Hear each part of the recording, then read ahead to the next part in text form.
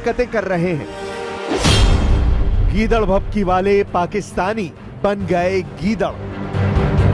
जब पाकिस्तानी पत्रकार ने पाकिस्तानी नेता शेर अफजल खान मरवात से सवाल किया, अगर भारत पाकिस्तान पर हमला कर देता है तो पाकिस्तान क्या करेगा, तो पाकिस्तानी नेता शेर अफजल खान मरवात ने पत्रकार को हैरान करने वाला गजब का जवाब दिया। शेर अफजल खान ने बिना झिझक दो टूक कहा, अगर जंग बढ़ जाती है तो मैं इंग्लैंड चला जाऊंगा। पाकिस्तानी पत्रकार ने दूसरा सवाल किया, अगर युद्ध रोकने को लेकर पीएम मोदी से क्या अपील करेंगे, तो शेर अफजल खान मरवात ने कहा, मोदी मेरे खाला यानी मौसी के बेटे नहीं है जो मेरे कहने से पीछे हट जाएंगे।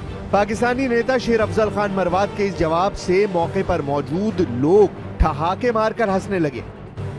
आप खुद इस बात को पूरा सुनिए, पाकिस्तानी नेता शेर अफजल खान मरवात क्या कह रहे हैं। और बतौर पाकिस्तानी अगर जंग बढ़ जाती है तो बंदूक लेकर बॉर्डर पर जाएंगे? नहीं, अगर जंग बढ़ जाती है तो मैं इंग्लैंड चला जाऊंगा। सर मरवात साहब, तो आप नहीं समझते कि इन हालात में मोदी साहब को थोड़ा सा बैकग्राउंड में जाना पड़ेगा या थोड़ा सा पीछे हटना पड़ेगा? इन हालात में आप नहीं समझते कि मोदी को थोड़ा सा पीछे जाना चाहिए ताकि हालात नॉर्मल हों? मोदी मेरे खाला का बेटा है जो मेरे कहने से पीछे जाएगा। अब तो पाकिस्तानी भी समझ चुके हैं कि पाकिस्तानी सेना सिर्फ भारत को गीदड़ भभकी दे रही है, उसके पास भारत से मुकाबले के लिए बम और हथियार हैं ही नहीं। पहले खबर आई थी कि भारत लगातार 40 दिन तक युद्ध कर सकता है, जबकि पाकिस्तान सिर्फ 7 दिन तक युद्ध कर सकता है। लेकिन अब खबर है कि पाकिस्तानी सेना सिर्फ 4 दिन युद्ध भारत से कर सकती है। हम आपको बताते हैं कि तंगी से जूझ रहे पाकिस्तान ने 2020 में शुरू हुए यूक्रेन युद्ध के दौरान करोड़ों डॉलर के बम और हथियार अमेरिका के साथ मिलकर यूक्रेन को बेच दिए थे, जिसका खमियाजा पाकिस्तान भुगत रहा है। जरा देखिए पाकिस्तान के गद्दार, लालची और घूसखोर जनरलों ने यूक्रेन को कितने करोड़ डॉलर का गोला बारूद बेचा था। साल 2023 में पाकिस्तान ने गुप्त रास्तों से लाखों राउंड तोपखाने के गोले, रॉकेट और छोटे हथियारों की सप्लाई यूक्रेनी सेना को दी थी। फरवरी और मार्च 2023 के बीच पाकिस्तान ने 42,122 मिलीमीटर के गोले यूक्रेन को दिए थे, जबकि BM-21 रॉकेट, 60,155 मिलीमीटर हावित्जर तोप के गोले यूक्रेनी सेना को सप्लाई किए थे। इसके अलावा 13,122 मिलीमीटर के रॉकेट यूक्रेन को दिए थे। पाकिस्तान को गोला बारूद और हथियारों की इस खुफिया सौदे से 36 करोड़ 40 लाख डॉलर की भारी भरकम कमाई हुई थी। इस सौदे से हुए फायदे का 80% हिस्सा रावलपिंडी में पाकिस्तानी सेना के GHQ में भेज दिया गया था। लेकिन जिस पाकिस्तान ने 2 साल पहले 36 करोड़ 40 लाख डॉलर के हथियार यूक्रेन को बेचे थे, अब उन हथियारों की कीमत 41 करोड़ 50 लाख डॉलर को पार कर चुकी है, जिसे खरीदना कंगाल पाकिस्तान के बस की बात नहीं है, क्योंकि पाकिस्तानी जनरल पहले ही यूक्रेन से मिले करोड़ों डॉलर डकार चुके हैं। POK में 100 करोड़ का आटा युद्ध पाकिस्तान को घुटनों पर लाई रोटी। एक तरफ युद्ध लड़ने के लिए पाकिस्तान के पास गोला बारूद नहीं है, तो वहीं दूसरी तरफ POK में युद्ध से पहले ही रोटी के लाले पड़ने लगे हैं। POK की मीडिया से मिली जानकारी के मुताबिक POK में 100 करोड़ यानी 1 अरब का आटा स्टॉक किया जा रहा है, ताकि 2 महीने तक POK में लोगों को जिंदा रखा जा सके। जल्दी जल्दी के चक्कर में ग्रोसरी पे सेविंग्स के नाम पे मिला देगा, इसीलिए Amazon फ्रेश यहाँ ग्रोसरी पे मिले अप टू 45% डिस्काउंट, ऊपर से कैशबैक और बैंक डिस्काउंट भी। इसीलिए Amazon फ्रेश से ग्रोसरी लाओ, नहीं तो महंगा पड़ेगा। हाय काव्या, सामने कोई भी हो, आपका ध्यान अपने ही चेहरे पे जाएगा। But you can choose what you see. Choose your bright side with Cetaphil Bright Healthy Radiance Perfecting Serum. इसकी Gentle Bright technology they 7x powerful benefits for radiant skin. Choose your bright side. Cetaphil Bright Healthy Radiance.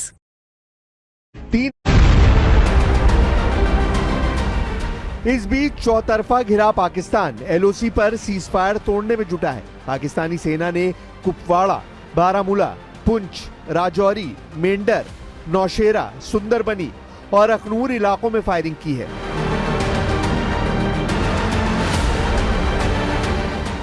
युद्ध विशेषज्ञों का साफ दावा है कि पाकिस्तान बार बार भारत को इसलिए परमाणु जंग की धमकी दे रहा है क्योंकि उसके पास लंबे युद्ध के लिए हथियार और गोला बारूद नहीं बचा है।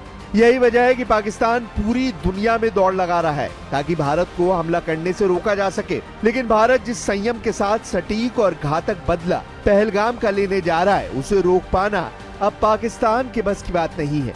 यही वजह है कि पाकिस्तानी मौलाना अफजलुर रहमान ने यहाँ तक कह दिया है कि लगता है कि पाकिस्तानी परमाणु बम अब तावीज बनकर रह गए और पाकिस्तान पूरी दुनिया में अलग थलग पड़ता जा रहा है। अगर हर मसले के लिए फौज के सोच या फौज की अप्रोच हो, कभी भी आप यह मसला हल नहीं कर सकेंगे जब तक कि आपके साथ पॉलिटिकल सोच ना हो, इकोनॉमिक सोच ना हो। इंडिया की इकोनॉमी ऊपर जा रही है, चाइना की इकोनॉमी ऊपर जा रही है, बांग्लादेश की इकोनॉमी ऊपर जा रही है, इंडोनेशिया की ऊपर जा रही है, मलेशिया की ऊपर जा रही है, अफगानिस्तान की ऊपर जा रही है, ईरान की ऊपर जा रही है, और इन सब के बीच में सिर्फ पाकिस्तान की इकोनॉमी गिर रही है। क्यों? अब ऐसे हालात में आप अंदाजा लगा सकते हैं कि आने वाले घंटों में अगर भारत पाकिस्तान के खिलाफ बड़ा एक्शन लेता है तो पाकिस्तानी सेना का क्या हाल होगा।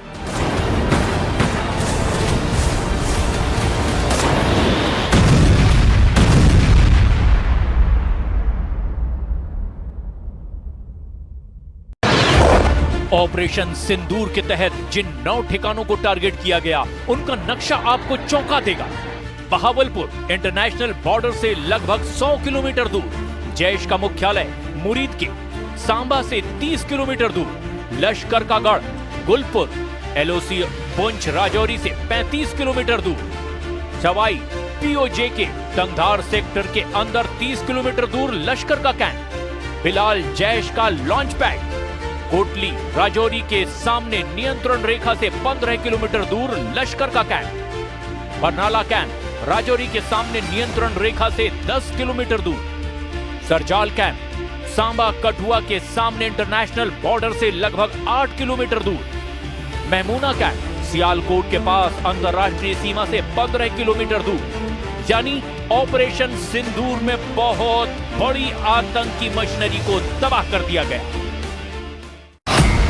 पहलगाम का बदला पाकिस्तान दहला।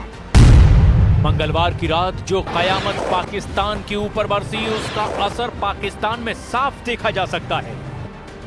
पाकिस्तान के ही लोग अपने मुल्क को कोस रहे हैं। सवाल है कि हमारी एजेंसीज कहां सोई हुई थी, हमारी अफवाज पाकिस्तान कहां सोई हुई थी जब ये हमला हुआ। मुजफ्फराबाद की भी खबर आ रही है कि मुजफ्फराबाद वाली साइड पे भी ये अटैक हुआ है। जानकारी के मुताबिक जिन ठिकानों पर हमला किया गया, वहां 500 से 600 आतंकी मौजूद थे।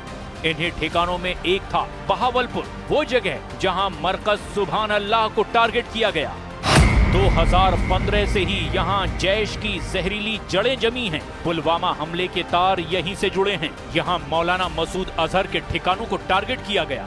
ये वो जगह है जहां मुफ्ती अब्दुल रऊफ, मौलाना अम्मार और मसूद अजहर के परिवार के सदस्यों के आवास हैं।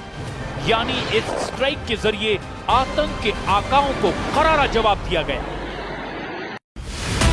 इस घड़ी को आने में 14 दिन जरूर लगे, लेकिन आतंकिस्तान के खिलाफ हुए इस प्रहार की कहानी इतिहास में हमेशा हमेशा याद रखी जाएगी, क्योंकि ऑपरेशन सिंदूर के जरिए दहशत के उस मॉड्यूल को तबाह किया गया जिसने रह रहकर भारत को जख्म दिए। बहुत खुश हैं कि ऐसा जो मोदी जी ने ऐसी जो स्ट्राइक कराई है, शहीद हुए थे हमारे जो यात्री, उनकी भी आत्मा को शांति मिलेगी। हर तरफ खुशी है, हर किसी का जोश हाई है। लोग दहशतगर्दी के खिलाफ ऑपरेशन सिंदूर की सराहना कर रहे हैं और पाकिस्तान को याद दिलाने का काम किया है कि हम कहीं भी घुसकर किसी समय भी मार सकते हैं। तो हम सेंटर सरकार का भी धन्यवाद करते हैं जिन्होंने आर्मी को फ्री हैंड किया। पहलगाम हमले के बाद से ही लोगों में आक्रोश की आग धधक रही थी। यही वजह है कि सेना के इस एक्शन ने लोगों में जबरदस्त ऊर्जा भर दी है। खुफिया रिपोर्ट बताती है कि पहलगाम हमले का बदला लेने के लिए जिस ऑपरेशन सिंदूर को लॉन्च किया गया, उसमें ऐसे टारगेट सेट किए गए जिनके जरिए पाकिस्तान की टेरर मशीनरी पर सबसे बड़ी चोट की जा सके। इसीलिए ऑपरेशन सिंदूर में 3 बहुत